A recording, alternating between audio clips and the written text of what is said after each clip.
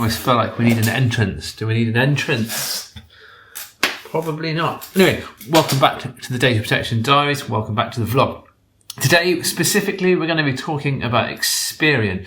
Now, Experian is a credit reference agency here in the UK. I believe they are also in other parts of the world as well, but specifically, we're talking about their activities here in the UK. As always, if you find this content useful, if you find it interesting, please do make sure that you subscribe to the channel. If you subscribe, make sure you hit that notification bell as well.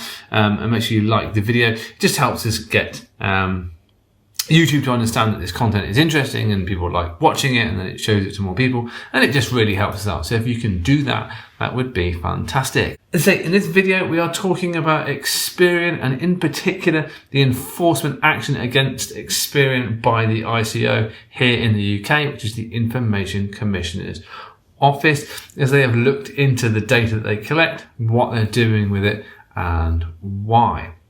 So without too much further waffle, let's get on with what we've come here to talk about today. So as I say, Experian is essentially a credit reference agency. Now, there was an investigation which has taken about 2 years and has been carried out by the ICO into 3 main credit reference agencies here in the UK. Now, by the looks of it, the ICO already had some concerns around data collection. Then also some further complaints and further concerns were raised by Privacy International, specifically against Experian and Equifax. The investigation itself looked at Experian, Equifax and Transunion. It looked at the information these credit reference agencies were collecting and some invisible processing that they were doing in the background. As you can imagine, if you're collecting information as a credit reference agency, you're getting a lot of information about specific individuals, where they live, what kind of car they drive, what kind of house they live in, what their debt profile is like, whether they've got credit cards, whether they've got payday loans, potentially even where they go on holiday. Now, this is a huge amount of information that you can start to make some very specific assumptions about people about. So you can start profiling individuals, you can start finding out a lot more about them. And that's exactly what these agencies were doing. They were then using that information for direct marketing purposes. Once you know lots of information about somebody, you can start to understand what kind of products, services, and even financial products they might be interested in. And then obviously you can sell that information for direct marketing purposes. Now, in particular, what the investigation found was that part of the invisible profiling and the invisible collection, as it were, that was being carried out on these individuals was that the information was being used by political organizations and by charities to target specific individuals based on their income profiles. So looking at people who potentially had more money and therefore may vote in a certain way, people who had less income who may vote in a different way, but also people who had more disposable income and would therefore be more likely to give money to a charity. That's pretty bad in my view, and it's certainly not what individuals expect their information to be used for when they were applying for credit, when they knew they were being pushed through a credit reference agency. Now, at this point, it's important to point out that actually Transunion and Equifax took this on board and have made significant changes to the way they collect information and the way they use the information they collect through their credit referencing. Experian didn't. They decided that they wanted to argue the way they were doing things. They didn't see a particular issue with the way they were processing, the way they were profiling, and the information they were collecting. And that has resulted in an enforcement notice being issued against them by the Information Commissioner's Office. Now, the key things that the ICO was asking these organisations to do was primarily to stop using credit referencing information for direct marketing purposes, Fair enough. It's not being used for the purpose for which it was collected, and it's just not fair. They also requested that these organisations are much more clear and transparent about whose information they've got and making sure people are appropriately informed about that information.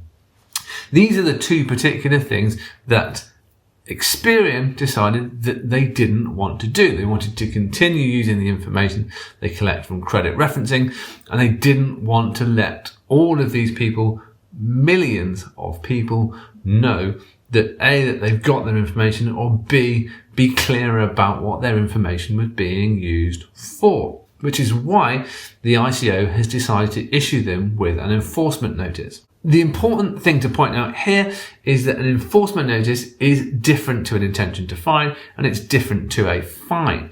There is an argument out in the world that these organisations should just be fined. Slap them with a fine, then they're going to understand what they're doing wrong and they won't do it again. That's not necessarily true, and an enforcement notice actually carries, in some circumstances, more weight and more power. In this instance, slapping Experian with a fine would have been like saying, you've done something wrong, here's what you did, that's fine, you didn't do what you were supposed to do, you messed up, but here's a fine, let's not just talk about it anymore and we'll go on about our way. You can carry on doing what you're doing.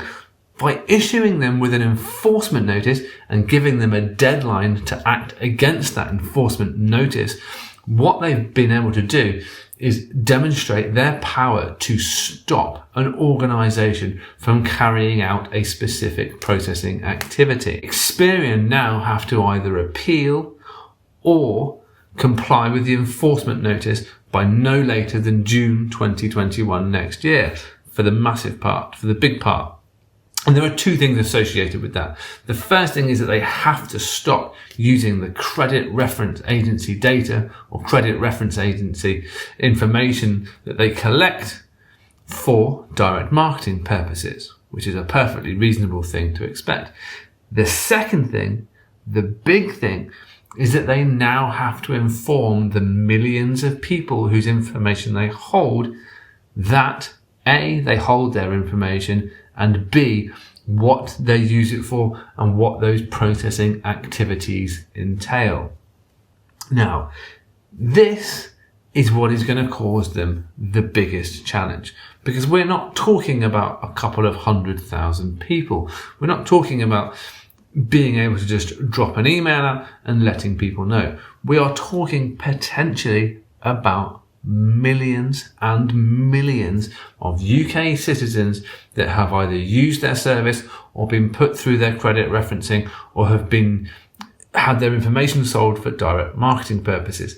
This is going to be a mammoth task, and it is going to change the way in which information and data is brokered for everyone, most likely for the better. And that's why on this occasion, an enforcement notice is so much more appropriate than just slapping them with a fine. That's not to say that they can't issue a fine. Of course, if the enforcement notice is not complied with and Experians still don't do the things that the ICO have asked them to do, then they can and they probably will be hit with a fine. I don't think Experian want that to happen. I think they rely heavily on the credit reference data for their marketing, and it helps them carry out huge amounts of targeting and huge amounts of profiling, but I don't think they're going to want to run the risk of getting slapped with a fine for failing to comply. This is going to be really, really interesting. It's the first time, I think, in a long time that the ICO has really been able to demonstrate that they can do something, that they can take reasonable action, they can force companies, they can force industries to change if they really, really want to. And I think this is better for the industry and better for the sector and better for the ICO's perception and how they're seen out in the world than just by issuing fines, which they have been doing, but obviously not to the levels that people want. So it's going to be really interesting to see how this pans out, how it pans out in the media, but more importantly, how much notice Experian actually takes of this enforcement notice and whether they make the changes that they've been asked to do. Obviously, we're going to keep an eye on this because I think it is going to be really significant. So make sure that you come back and check. And as soon as we know any more, we'll be back to update you. If you've ever used Experian, if you've ever been through credit referencing, which I'm sure the majority of you have, let us know down in the comments. Have you ever received direct marketing that you didn't expect?